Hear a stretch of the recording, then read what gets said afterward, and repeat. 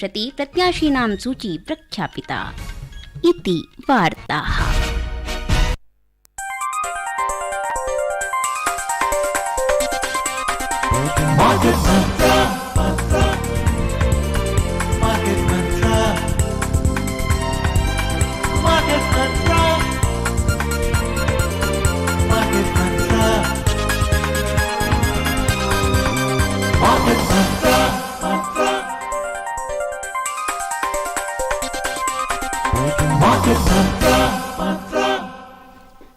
This is Akashvani.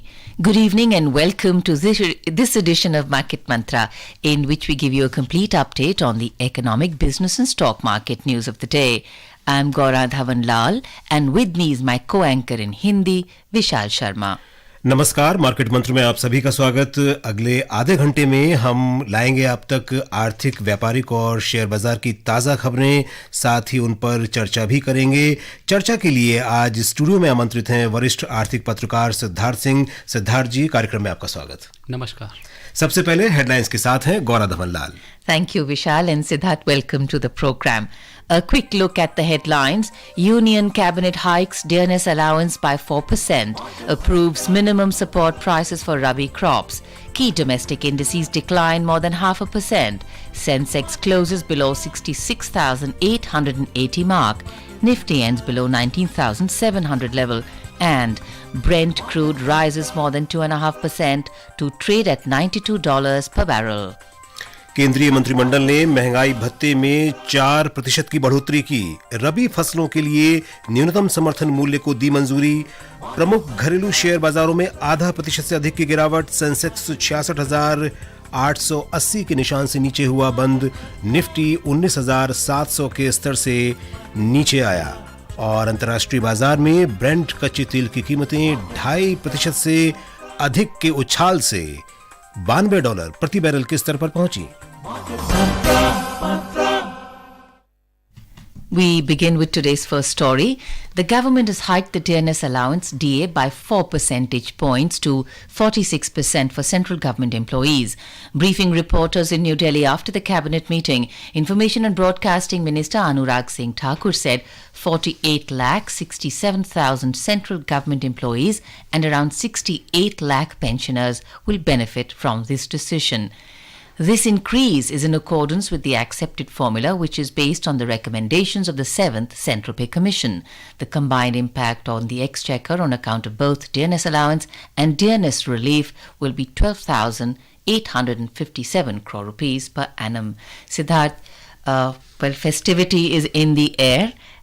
Some more money coming into quite a few pockets. Boost in demand. Is this as expected? And how do you think the festive season will respond to this? See, this is something which I think the central government employees always expect, because it happens twice in a year. This dearness allowance, it is basically given to mitigate the impact of the price rise.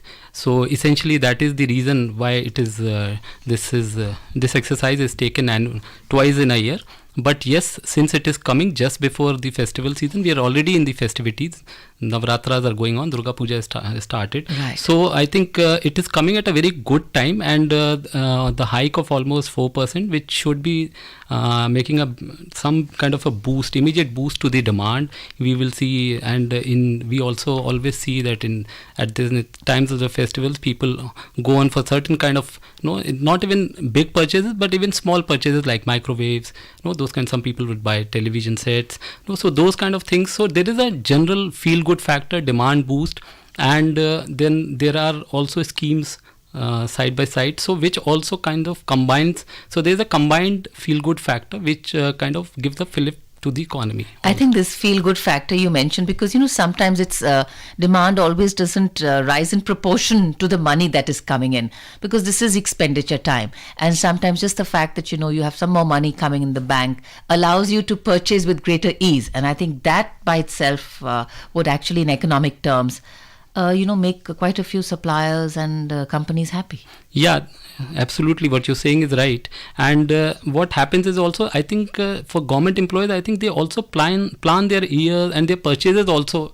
So they kind of are used to this kind of DNS allowances. Plus, we should also not forget there is a announcement of 78 days bonus for the railway non-guested employees of the railway. Right. So that also will be an additional boost to the demand. So all in all, I think it's a feel-good factor, and in festivals we all tend to buy something or the other, and this obviously comes as a boost to the demand in general. तो कुल मिलाकर गौरव मान के चलें कि हमारे जो त्योहार हैं वो कहीं ना कहीं अर्थव्यवस्था को भी गति देते हैं। बिल्कुल, एब्सोल्युटली। और अब रुक करते हैं अगली फैसले का।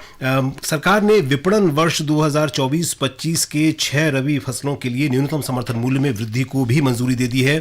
मंत्रिमंडल की बैठक के बाद नई दिल्ली में पत्रकारों को जानकारी देते हुए सूचना और प्रसारण मंत्री अनुराग सिंह ठाकुर ने कहा कि मसूर के लिए प्रति क्विंटल 425 रुपए की उच्चतम वृद्धि को मंजूरी दी गई है। इसके बाद सरसों के लिए 200 रुपए प्रति क्विंटल की बढ़ोतरी की गई है। उन्होंने कहा कि गेहूं और कुसुम के लिए 150 रुपए प्रति क्विंटल की बढ़ोतरी को मंजूरी दी गई। श्री ठाकुर ने कहा कि कैबिनेट ने जौ के लिए 115 रुपए प्रति क्विंटल और चने के लिए 105 रुपए प्रति क्विंटल की बढ़ोतरी को भी मंजूरी दे दी।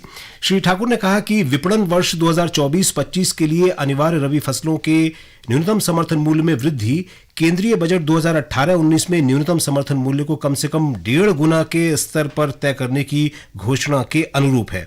उन्होंने कहा कि सरकार खाद्य सुरक्षा बढ़ाने, किसानों की आय बढ़ाने और आयात पर निर्भरता कम करने के लिए तिलहन, दलहन और बाजरा की दिशा में फसल विविधीकरण को बढ़ावा दे रही है। सिद्धार्थ जी, किसानों की आय बढ़ाने की दिशा में ये एक और कदम है सरकार का? देखिए, इसको आप एक और कदम कह सकते हैं, या ये कह सकते हैं निश्चित एक सर्टेन पॉलिसी जो सरकार ने एक शुरू से, जब से 2014 से नरेंद्र मोदी सरकार आई, उनका ये उस समय से ये सोच थी कि जो मिनिमम सपोर्ट प्राइस है या जो न्यूनतम समर्थन मूल्य है उसमें लगातार वृद्धि करनी है, क्योंकि अगर आप उसमें वृद्धि नहीं करेंगे तो प्रोत्साहन कैसे मिलेंगे, क्योंकि साथ के साथ जो उपज, उसकी जो कॉस्ट ऑफ फार्मिंग है वो भी जो है लगातार उसमें बढ़ रही है। साथ साथ कुछ ऐसे क्रॉप्स हैं, जैसे आपने बोला वीट है या राइस है। वीट रबी का जो सबसे बड़ा प्रमुख जो क्रॉप है, और वीट पे हमारी डिपेंडेंस बहुत ज़्यादा है इस समय। ऐसे में जब यूक्रेन वॉर चल रहा है, रशिया और यूक्रेन का वॉर, उसके बाद से वीट सप्लाईज इम्पैक्ट हुई, और हमारे पास हालांकि बहुत भंडारण पूरा है, लेकिन अगर आप पूरी दुनिया में देखेंगे तो गेहूं की कीमतें इस समय उछाल पर हैं। और केवल गेहूं ही नहीं, बाकी चीज़ों की भी। जहाँ तक दलहन की बात की आपने, दालों मसूर के जो कीमतें एकदम जो बहुत ज़्यादा, उसमें जो है न्यूनतम समर्थन मूल्य बढ़ाया गया तकरीबन 500 रुपये प्रति क्विंटल तक। उसके पीछे कारण ये है कि दाल एक ऐसी चीज़ है जो केवल हिंदुस्तान में, जिसका कंजम्पशन सबसे ज़्यादा है, प्रोडक्शन भी हम ही करते हैं, और दुनिया के कुछ ही देश हैं जहाँ पे आपको दाल का प्रोडक्शन होता है। तो आपके पास ऑप्शन बहुत कम है। केवल 2-3 देश हैं, जैसे आज ही एक खबर थी, मोजाम्बिक है, वहाँ पे दाल जो वहाँ पे एक्सपोर्टर्स हैं वहाँ के, उन्होंने रोक के रखी हुई है। वो ऐसा आशा कर रहे हैं कि शायद और प्राइजेस बढ़ें। तो इसलिए हमारे लिए ये ज़रूरी है कि हम इस तरह के जो खेती है, जैसे दलहन है, तो इस पे हमारा, इसलिए सरकार का लगातार ये एम्फेसिस है कि हम जो है इसमें न्यूनतम समर्थन मूल्य या MSP जो है, मिनिमम सपोर्ट प्राइस, वो बढ़ाते चलें, ताकि ज़्यादा से ज़्यादा किसान इसकी जो पैदावार में जो, या इस क्रॉप की तरफ वो आएँ। अभी तक ज़्यादातर आप देखेंगे हिंदुस्तान में वीट या राइस, तो ये सरकार चाहती है डाइवर्सिफिकेशन हो, कि लोग अब दलहन में आए। तिलहन, जैसे सरसों का भी 200 रुपये करीब तक जो मूल्य बढ़ाया गया, क्योंकि आप हर साल पढ़ते होंगे कि जब हमारे पास जो ऑयल सीड्स हैं, इसके जब कई बार इम्पोर्ट ड्यूटी घटानी पड़ती है, या तो इसको लेके भी हमारा जो प्रोडक्शन है वो लिमिटेड है।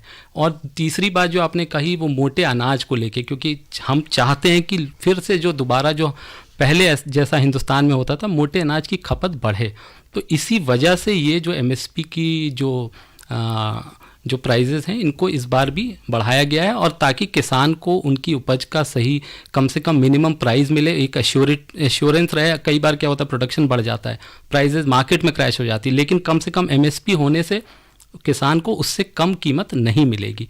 साथ ही दलहन, तिलहन, इनका प्रोडक्शन ज़रूरी है, बढ़ाना ज़रूरी है, क्योंकि हमारी खपत बहुत ज़्यादा है इनकी। जी, यह एक बात और ये बहुत अच्छी बात है कि सरकार ने किसानों के लिए न्यूनतम समर्थन मूल्य में वृद्धि की है और उनको उनकी लागत के अनुरूप उनको उनकी उपज का एक लाभ मिले, मूल्य मिले। साथ ही साथ यहाँ पर एक बात ये भी है कि जब एमएसपी में इंक्रीज होता है, न्यूनतम समर्थन मूल्य में वृद्धि होती है, तो कहीं ना कहीं ये इन्फ्लेशन को भी प्रभावित करती है। नहीं, बिल्कुल ठीक सवाल आपने, वाजिब सवाल पूछा। और शायद हम जो अभी फूड इन्फ्लेशन देख रहे हैं थोड़ा बहुत, उसका एक कारण ये भी बताया जा रहा है। लेकिन एक साथ साथ हमको ये भी ध्यान रखना होगा कि अगर किसान को उसकी उपज का उचित मूल्य नहीं मिलेगा, जो वो लागत है उसकी, अगर वही उसको रिकवर नहीं होगी और उसके पीछे उसको कुछ प्रॉफिट नहीं मिलेगा, कुछ मार्जिन नहीं होगा, तो कोई भी आदमी हिंदुस्तान में खेती क्यों करेगा, किसान क्यों खेती करेगा? अगर वो किसान खेती नहीं करेगा तो आपको ये जो आज इतने बड़े देश में कहाँ से आप जो है गेहूं और चावल को उपलब्ध कराएंगे? आप अभी देख रहे होंगे राइस की प्राइजेस, पूरी दुनिया में जो है चावल की कीमतें उफान पर हैं। हिंदुस्तान, हम सेल्फ सफिशिएंट हैं, तकरीबन 40% दुनिया को हम चावल जो है सप्लाई करते हैं, लेकिन आज राइस प्राइजेस भी दुनिया में ऊपर हैं। जब से ये पूरा जो अभी रशिया यूक्रेन वॉर और इन कुछ ऐसे इवेंट्स हो रहे हैं जिनकी वजह से फूड प्राइसेस जनरली ऊपर हैं, तो अगर आप इस तरह से इनको आप प्रोत्साहन नहीं करेंगे तो आपको अवेलेबिलिटी नहीं होगी। आप इन्फ्लेशन तो भूल ही जाएं, अभी तो इन्फ्लेशन मैनेजेबल लेवल पे, अभी आप देख रहे होंगे सरकार ने कई ऐसे स्टेप्स लिए हैं और हिंदुस्तान की सरकार का ये पूरा क्लियर इस बार एकदम एक पॉलिसी क्लैरिटी है कि हम किसी भी तरह से किसी भी इसेंशियल जो फूड आइटम्स हैं, चाहे वो राइस हो चाहे वो व्हीट हो, उनका हम एक्सपोर्ट नहीं करेंगे। और यह अभी जो लेटेस्ट हमने रोक लगाई है वो है चीनी के ऊपर, क्योंकि फेस्टिवल सीज़न आ रहा है और हम नहीं चाहते हैं कि लोगों को इस किसी भी तरह से परेशानी का बड़ी कीमतों की वजह से परेशानी। तो अगर आप कहीं ना कहीं बैलेंस नहीं बनाएंगे तो, और इन्फ्लेशन अभी भी इन्फ्लेशन उतना नहीं है जितना हम सोच रहे हैं, तो और अगर आप किसान को नहीं देंगे, उपज नहीं होगी, तो आप लाएंगे कहाँ से? अगर आप इंपोर्ट करेंगे तो कीमतें और ज़्यादा होंगी। So wanting to link, inflation, availability and the food basket of the average Indian consumer. And we are also talking about oilseeds and pulses. And if you compare the food basket, you see that expenditure on oils and pulses is quite a major component, and when prices increase, these are the first two things that get hit for the average Indian, for in fact the poor person also. So I think this diversification will also somewhere invest into the future to say that, this is important nourishment should not go out of the food basket. Yeah, absolutely, what you're saying is absolutely right, and that is why we are focusing on that, because these are commodities which have limited availability. For especially like you said, pulses. Right. Pulses, I would say one of the biggest consumers. And as far as production is concerned, I think we have our neighbors. I think in Myanmar. Then I think some bit of it is available in Canada. Some one or two more smaller countries. So once we have limited, and until unless you kind of promote with good prices to your farmers to get into these, otherwise farmers, for the easiest for him is to get into wheat and rice. Right. So until unless you give a good MSP and until unless you don't give them all this kind of remunerative prices, why would anybody diversify? So I think it is part of that, and I think we've been pursuing this for a long time, and we have kind of succeeded also. If you see the acreage production, so I think everything is going up, but yes, it will take time so that for us to become self-sufficient. Right, takes time also. You plant a seed and the seed grows and then finally you get the crop out. So yeah, gestation period. Right. We move on to our next story, which is also a CCEA decision. The Cabinet Committee on Economic Affairs has approved the project on Green Energy Corridor Phase 2, Interstate Transmission System for 13 gigawatt renewable energy project in Ladakh. The project is targeted to be set up by 2029-2030 with a total estimated cost of over 20,773 crore rupees. Keeping in view the complex terrain, adverse climatic conditions and defense sensitivities of the Ladakh region, Power Grid Corporation of India Limited will be the implementing agency for this project. The transmission line for evacuating this power will pass through Himachal Pradesh and Punjab up to Kaithal in Haryana, where it will be integrated with the national grid. It will also be connected to the Leh-Alusteng-Srinagar line to provide power to Jammu and Kashmir. The project will contribute to achieving the target of 500 gigawatt of installed electricity capacity from non-fossil fuels by year 2030. So that here, it's a complex project, and also, it's green energy. moving away from our traditional sources. So not only is there a cost in setting it up, there's also a cost in setting up infrastructure and usability so that it integrates well with what existing infrastructure that we have. How do you see this supporting our long-term green energy goal? See, as you rightly said towards the end of your story, that we are looking at 500 gigawatts by 2030, and I think the striking feature of this today's announcement is that interstate transfer of power. Until unless we have that, supposing we are producing it in X part of the country and we are not able to carry that power to the Y part, so then it doesn't serve a purpose. And since we are looking at obviously increasing the non-fossil, because we have also to bring down our carbon emission targets, that we have a stated target to bring down our carbon emission. So I think as part of that, obviously it's a very positive initiative, and I think the world is moving towards green energy, non-fossil. Right. So plus I think India is picking up, and it is time we push these kind of projects, and I think it's a step in the right direction which the government has taken today, I think. And I think based on these lines, I think we are also expected some announcement Prime Minister made on August 15 in his speech this year itself, where our big announcement is supposed to come on for solar panels on houses. So I think India is very focused on pushing green energy, and I think it is part of that endeavor. जो आपने solar panel on houses की बात की, तो जो सौर ऊर्जा plant जो घरों पर जो लगाने के लिए जो बात होती है, तो कहीं ना कहीं उसकी अफोर्डेबिलिटी, किफ़ायती, वो अभी भी नहीं है। एक आम एक हाउस होल्ड के लिए उस तक पहुंच अभी भी मुश्किल है, और हालांकि सरकार सब्सिडी देती है, लेकिन आपको लगता है कि इसकी कीमतों में अभी और थोड़ा सा कम होना ज़रूरी है ताकि इसको और प्रोत्साहन मिल सके? नहीं, बिल्कुल ठीक कहा विशाल आपने, लेकिन इसी जो आपने दो बातें कही कि एक तो उसकी कीमतें अभी ज़्यादा हैं, सब्सिडी सरकार देती है, लेकिन अभी जो स्कीम हम लाने की बात कर रहे हैं वो यही है कि सरकार चाहती है कि उसको आप तक और मेरे तक उसको अफोर्डेबल बनाया जाए। इसी के लिए कि ये बड़ा पुश आएगा, एक सब्सिडी भी अच्छी होगी और वो बहुत आसानी तक आपको डिलीवर हो पाए। तो इसलिए सोलर पैनल्स को एक बड़ा पुश हम देंगे। और देखिए, जब आप उसकी खपत बढ़ेगी, अगेन वही मैं बोलूँगा, जब सोलर पैनल ज़्यादा तादाद में तो अपने आप प्राइजेस भी तभी घटेंगे। थोड़ा टेक्नोलॉजी में इन्वेस्ट भी तभी व्यक्ति करेगा, या कोई कंपनी जो सोलर पैनल्स में डील करती है तभी करेगी जब उसको लगेगा कि yes, they have to produce more, there is demand more. तो I think in that direction only I think a big step is expected. I think it might also happen, मुझे लगता है वो भी दिवाली के आसपास वो अनाउंसमेंट भी आए कि सोलर पैनल्स, क्योंकि अभी तक हमारी स्कीम बहुत दिनों से है लेकिन वो कुछ राज्यों तक सीमित रह गई है और उसको लेना आम जन के लिए आसान नहीं है। तो अब शायद सरकार का ये की कोशिश है कि वो कंपनी ही आप तक आए या सरकार आप तक आए और आपको बोले कि आप लगाइए और हम आपको इसमें जो है एक फैसिलिटेशन करेंगे। सब्सिडी का भी अमाउंट मुझे लगता है काफ़ी अच्छा होगा। So may the solar energy and sun energy light all the diyas on Diwali and bring, and I think these are, as you earlier said also about MSPs, so there is a gestation period, and I think there is, but the seeds are being sown. Yes, absolutely. And I think a nation on the move, there's always churn, there are dynamic these things, but I think these are important decisions. Well, moving on now to the stock market. Key domestic stock indices today ended more than 0.5% down. The BSE Sensex closed below the 65,880 mark, while the NSE Nifty ended below the 19,700 level. Both indices fell amid negative cues from global share markets. The Sensex declined 551 points or 0.83% to finish at 65,877. The NSE Nifty also slipped 140 points or 0.71% to settle at 19,671. In the broader market at the BSE, the mid-cap index fell 0.85% and the small-cap index slipped 0.32%. In the Sensex index, which is a pack of 30 companies, shares of 4 companies appreciated while 26 companies declined. Tata Motors climbed 1.9%, Sun Pharma gained 1.5% and Maruti rose 0.4%. On the other hand, Bajaj Finance declined 2.7%, Bajaj Finserv fell 2% and NTPC slipped 1.6%. In sectoral indices at the BSE, 2 sectors logged gains while 18 witnessed losses. Healthcare index rose 0.3% and the auto sector added 0.1%.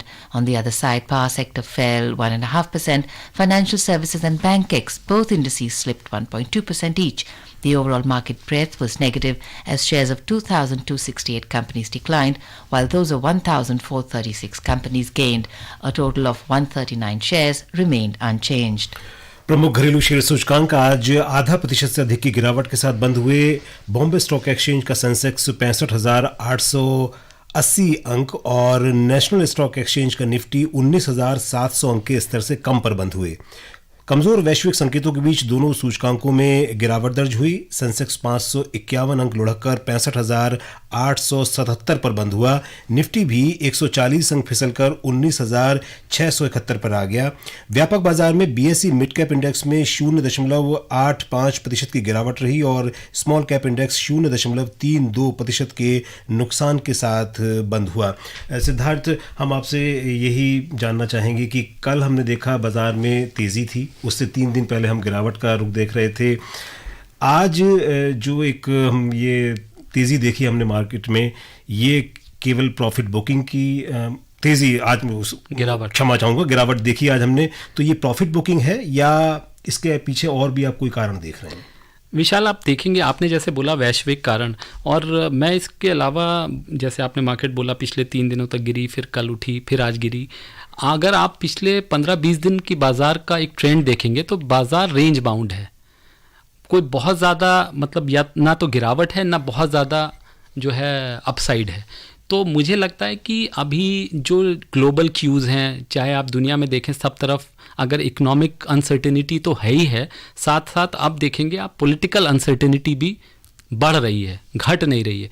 उधर Ukraine Russia अभी चल ही रहा है, अभी समाप्त नहीं हुआ था। अब एक नया चैप्टर खुल गया है इजराइल और हमास का जो ये है, और इसमें अभी बहुत कुछ आगे क्या होगा कहना मुश्किल है। उसका एक और एस्पेक्ट जो दिख रहा है वो दिख ही रहा है आपको, क्रूड ऑयल पे भी प्राइजेस, क्रूड ऑयल की भी ऊपर है, $90 के ऊपर चली गई हैं। तो मुझे लगता है अभी बाज़ार रेंज बाउंड है। हाँ, कुछ चेरी पिकिंग होगी, कुछ चूँकि रिजल्ट्स भी आ रहे हैं, क्वार्टरली रिजल्ट्स भी हैं, तो कुछ कहीं अच्छे स्टॉक्स लोगों को दिख रहे हैं जिनमें उनको लग रहा है आगे भविष्य में कुछ गेन्स होंगे, तो उस तरह से। बट मुझे मोर और लेस लगता है मार्केट अभी रेंज बाउंड रहेगी, क्योंकि market is waiting for some kind of stability and cues, long term cues जो अभी भी नहीं अवेलेबल हैं। Right. So when you're talking, it's interesting when you talk of the range bound, but when you see individual share prices, large cap, mid, and some small, you see that when the market goes down, the level at which they settle down is higher than what they were earlier. So that means they're coming down, but they seem to be, bumping themselves up a little. And that's a good sign.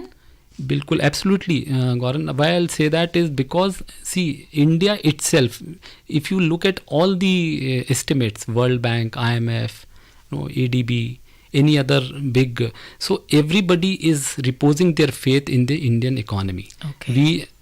Given the worst scenario, we will not go below 6%, though everybody has given an estimate of 6.5%, though by our standards, inflation was still high. It still started moderating a little. Government has taken steps, RBI has taken steps, but so India economy, we are also a big consumer economy now. So by stand alone also there is a certain level beyond which I don't think Indian economy will go down. So that's resilience. Yeah, obviously. So given that background, yes, you would say, because obviously we everywhere in the world there is uncertainty. So given that uncertainty, obviously exports are still struggling. So even in that background, our imports are also not that. So in that background, you have to see that India still continues to outshine the rest of the world. So, and obviously we are not decoupled. So some impacts on certain day on the share market also we will see, on certain stocks also we will see. But fundamentally there is nothing which has suddenly happened and which is bringing down our share market.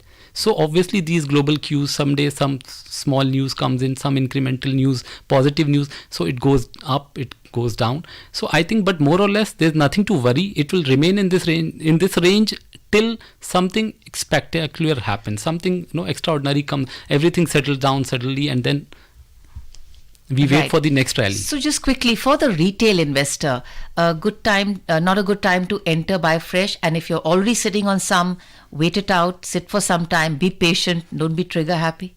See, for retail investors, obviously, I won't be able to give the best guidance. But yes, obviously, any decision in hurry, you shouldn't. If you are currently making losses, sit down, wait for some time, show patience. And another feature you would have seen in Indian markets now is the systematic investment plan, which is now a big turnaround in India. For last, I think in last 3 months, we have added about every month in SIP, we are adding about 30 lakh people. Right. So the number of SIP in last 12 months, I think we have done investment of about 1,70,000 crores, which is huge. So I think for retail investors, one of the easiest and the safest bet is get into SIP, or try and choose some good companies. But to give a specific guidance, I don't think it would So be let more right on my- experienced minds and people practice it. Right. Okay. रुपए के प्रदर्शन पर नजर डाल लेते हैं। विदेशी मुद्रा बाजार में आज रुपया अमेरिकी डॉलर की मुकाबले 83 रुपए 27 पैसे प्रति डॉलर के स्तर पर बंद हुआ। और अब रुक करते हैं वैश्विक शेयर बाजारों का। सबसे पहले एशियाई शेयर बाजार। जुलाई से सितंबर के दौरान चीन की अर्थव्यवस्था के 4.9% की वार्षिक गति से बढ़ने की खबरों के बीच एशियाई शेयर बाजार आज गिरावट के साथ बंद हुए। सिंगापुर के स्ट्रेट्स टाइम्स इंडेक्स में 1.1% की गिरावट दर्ज हुई। चीन का शंघाई कंपोजिट इंडेक्स 0.8% के नुकसान के साथ बंद हुआ और हांगकांग का हैंगसेंग 0.2% फिसल गया। दक्षिण कोरिया का कोस्पी 0.2% के लाभ में रहा, जबकि जापान का निकेई बिना किसी उतार चढ़ाव के सपाट बंद हुआ। यूरोपीय शेयर बाजारों में आज दिन के कारोबार में थोड़ी गिरावट का रुख था। समाचार तैयार किए जाने तक लंदन का FTSE 100, जर्मनी का डैक्स और फ्रांस का कैक 40 तीनों सूचकांकों में 0.6% की गिरावट चल रही थी। The three major U.S. indices ended on a mixed territory amid U.S. Treasury yields surging yesterday as robust economic data and strong third-quarter earnings suggested the Federal Reserve may keep policy tight for longer than expected. The Nasdaq Composite Index declined 0.3%, while the Dow Jones Industrial Average rose marginally by 0.04%, and the S&P 500 ended flat. Brent crude prices today rose around 2.5% amid the risk of escalating conflict in West Asia, threatening to disrupt oil supplies from the region. In intraday trade, Brent crude was trading at $92.22 per barrel. Western Texas Intermediate crude price was trading at $89.02 per barrel when reports last came in. So quickly, Siddharth, the US markets, the Asian markets, and crude oil, the prices that you're saying, also, reflecting the uncertainties that you're talking about earlier? Yeah, definitely. I think they're all under pressure from the current global environment, and the immediate reason is obviously the Israel-Hamas conflict, and we are still waiting to see where it is headed for. And I think the Organization of Islamic Countries, I think they are also now kind of coming together and putting pressure on the bigger countries that they should try and convince Israel to stop, otherwise they should stop their oil supplies. And I think the immediate fallout, obviously, when we see on any such global events, is the crude oil prices spurt. So that jump is already there. It's already above $90. We also are one of the biggest importers of oil. Immediate impact is on us, our inflation, our price rise. So I think, and as you said, the festival side, one side we've got a good news, the other side, obviously these are also something slippery ground. Yeah, uncertainty, difficult situation, and something which we cannot do much about. जी, अब बात कर लेते हैं कीमती धातुओं की। Multi commodity exchange में दिसंबर अनुबंध वाले सोने में आज तेजी रही। सोना 633 रुपये की बढ़त के साथ 59,850 रुपये प्रति 10 ग्राम के स्तर पर कारोबार कर रहा था। वहीं दिसंबर अनुबंध वाली चांदी 963 रुपये की मजबूती से 72,530 रुपये प्रति किलोग्राम के स्तर पर चल रही थी। वैश्विक बाजारों की बात करें तो न्यूयॉर्क मर्केंटाइल एक्सचेंज में सोना तेजी के साथ $1,959 प्रति औंस पर कारोबार कर रहा था। चांदी में भी तेजी का रुख था और ये $23.38 प्रति औंस के स्तर पर कारोबार कर रही थी। सिद्धार्थ जी, बहुत संक्षेप में जानना चाहेंगे कि सोने की जो कीमतों में अब तेजी हम देख रहे हैं, 60,000 के पार जाता देखेंगे कुछ दिनों में हम इसको? विशाल, अगर आप ट्रेंड को देखेंगे तो इस महीने में अकेले मुझे लगता है 2,000 रुपये तक करीब सोने में प्रति ग्राम बढ़ोतरी आ चुकी है। और जैसा प्रोग्राम के पहले हम आप बात कर रहे थे कि 56,000 तक का लेवल पिछले महीने एक बहुत ही छोटे ब्रीफ पीरियड के लिए सोना गिरा था, तो आने वाले टाइम में मुझे लगता है हमारे फेस्टिवल सीजन है, शादी और ये सब बहुत, तो मुझे लगता है कीमतें ऊपर ही रहेंगी और बढ़ेंगी। सिद्धार्थ सिंह जी, आप कार्यक्रम में शामिल हुए और इतनी उपयोगी चर्चा की, इसके लिए आपका धन्यवाद। Thank you, Siddharth. And now, quick look at the headlines. Union Cabinet hikes dearness allowance by 4%, approves minimum support prices for rabi crops. Key domestic indices decline more than 0.5%. Sensex closes below 66,880 mark. Nifty ends below 19,700 level. And Brent crude rises more than 2.5% to trade at $92 per barrel. And that's it in this program. Namaskar.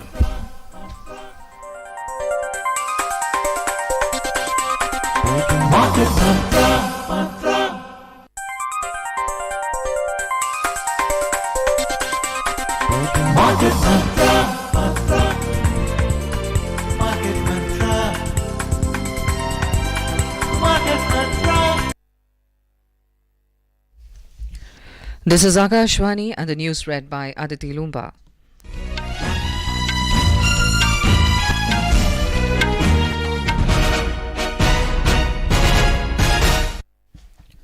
The government has hiked the dearness allowance DA for central